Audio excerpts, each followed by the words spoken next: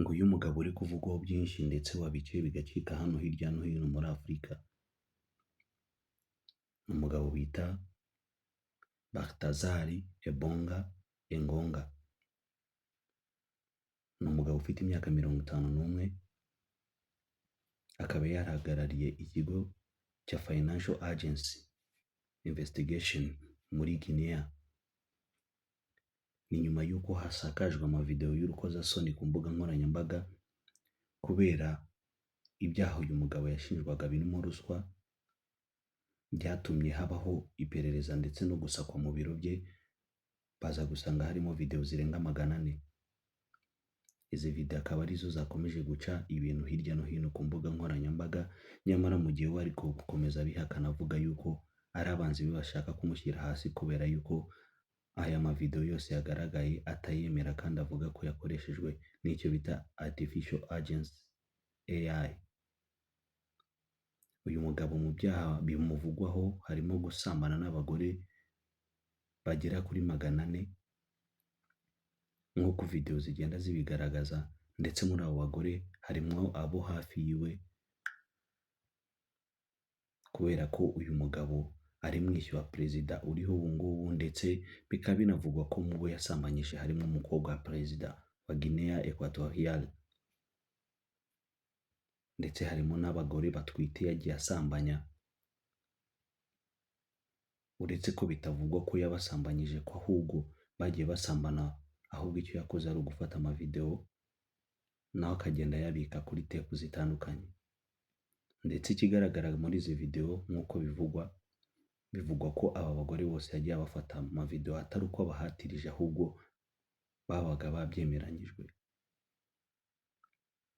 Izi video zose rero zikaba zakomeje gucicikana ku mbuga za Twitter ndetse n'ahandi, nubwo uyu mugabo akomeza bihakana ndetse mu magambo yivugiye asa n'uwiyesikiza ku mugore we, amubwira yuko ibyo ari kubona byose atari ukuri, ndetse ko hanagize n'ikimubaho asaba umugore we kuzabicamo neza, kandi ko ikimubabaje ari uko abana be bari kubona ibi bintu kandi bamufataga nk'intwari yabo. Akaba yasabye umugore kuzakomeza kuyobora abana be mu nzira nziza n'uburere buzima ndetse bakabinyuramo. We akaba avuga ko ari abanzi be bashaka kumushyira hasi, ndetse izi video atazemera habe namba. Uyu mugabo akaba afite imyaka 51, ni umugabo ukuze, ndetse mu bo yagiye akorana imibonano mpuzabitsina nabo harimo abagore bari batwite. Ibi byose akaba ari byo byagiye bikomeza kuba inkomyi kuri we, ndetse bikaba byatuma ashinjwa n'ibindi byaha bikomeye. Kandi mu cyaha gikomeye kigaragara mu mavideo yagiye agaragara y'urukozasoni yagiye akorana n'abo bagore bose, ndetse byanababaje benshi, nuko harimo idarapo ry'igihugu cyiwe kubera ko aya mabara yose yayakoreraga mu biro byiwe.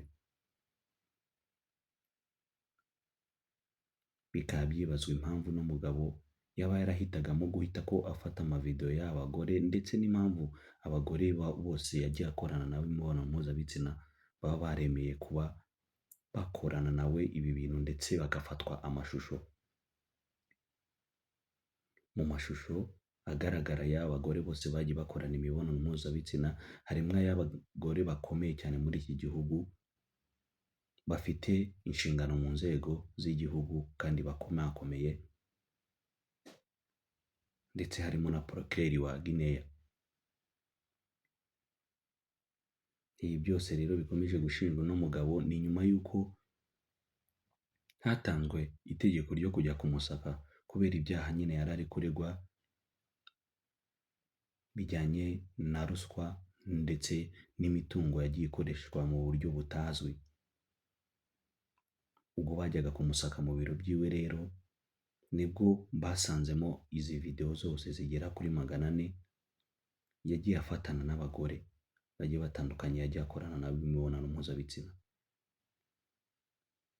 Ndetse uyu mugabo abenshi bakaba bakomeje kuvuga ko ashobora kuba ari umwuzukuruza wa Salomo, kubera ko Salomo murabizi ko niyo muntu wigeze agira abagore benshi, nubwo we akomeza kubihakana avuga ko atari uko bimeze.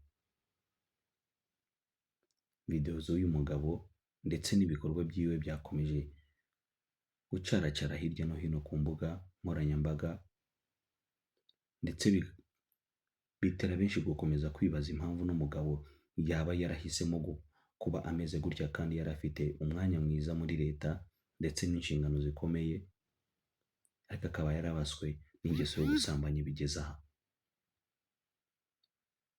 Balthazar Engonga kuri ubu ngubu akaba ari gushinjwa ibi byaha, ndetse biramutse bimuhamye yakatirwa igifungo kitamworoheye.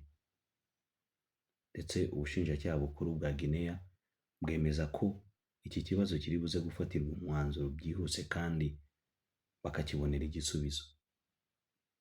Igisubizo nta kindi ni uko uyu mugabo byamuviramo gufungwa gusa, nk'uko bigaragara ku mavideo nta gihamya na kimwe cy'aya mavideo cyamushinja, kubera ko amavideo yagiye ayafata yabanje kumvikana n'abo yagiye ayafata, nubwo harimo abo mu muryango wiwe, harimo na kuze we ndetse n'abandi b'inshuti za hafi, cyane cyane n'abagore b'abayobozi bakomakomeye muri iki gihugu, bose yagiye agirana nabo imibonano mpuzabitsina.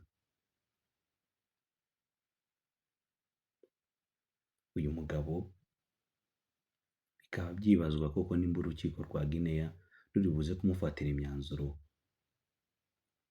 imyanzuro yaza gufatwa, harimo kuba yatakaza akazi kiwe burundu, kubera ko ibikorwa yakoze birimo gusebya igihugu, cyane cyane kuba yaragiye afatira amavideo mu biro byiwe yakoreragamo kandi harimo ibirango by'igihugu nk'idarapo. Ibi rero bikaba bifatwa nko gutesha agaciro igihugu cyose muri rusange.